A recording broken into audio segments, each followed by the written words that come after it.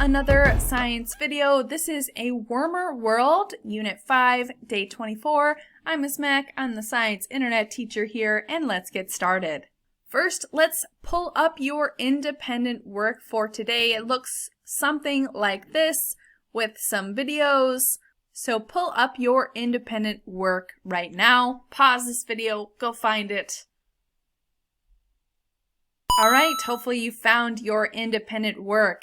Let's read the questions together before we watch any videos so that we know what we're supposed to be thinking about while we're watching these videos. So question number 1, what was the goal of the Paris Climate Agreement? Question 2, what did President Trump decide to do about the Paris Climate Agreement? How might this have affected global climate action? And question 3, do you think the U.S. should have rejoined the agreement? And explain.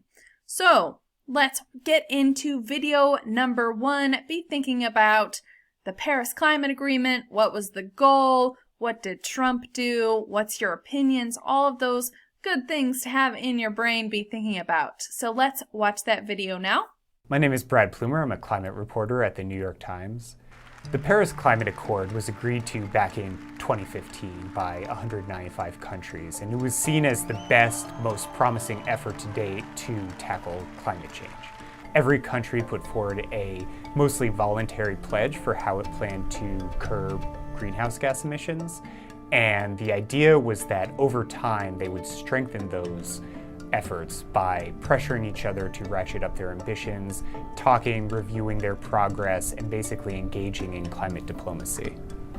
President Trump has already signaled that he does not want the U.S. to be a leader on climate change, but pulling out of the Paris Climate Accord signals that he does not want the country addressing this issue at all and does not even want to participate in future talks about the issue. The big question now is how other countries respond to the U.S. pulling out.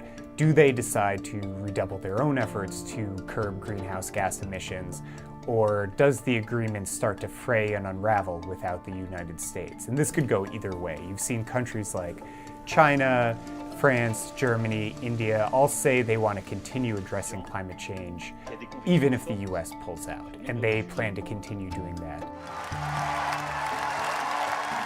So the Paris Climate Agreement does not impose any actual legal obligations on the United States. Most legal experts agree that if President Trump wanted to dismantle President Obama's climate policies, he would be free to do so and still stay within the Paris Climate Accord. Within the Republican Party, an argument sort of emerged that staying in the Paris Accord did have these real legal risks, that it would interfere or possibly impede President Trump's ability to dismantle various climate policies.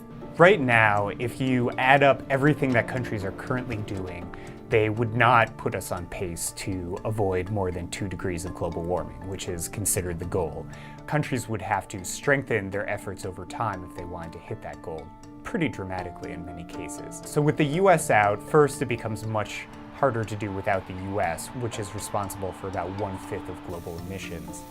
But secondly, if the US withdraws, it won't be able to play that role of pressuring other countries to take more action. It won't be able to play that role of pressuring China or India to try to do more about climate change than it already was.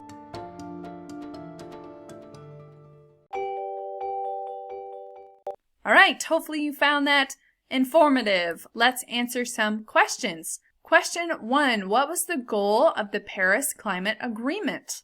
And let's answer question 2 as well. What did President Trump decide to do about the Paris Climate Agreement, and how might this have affected global climate action?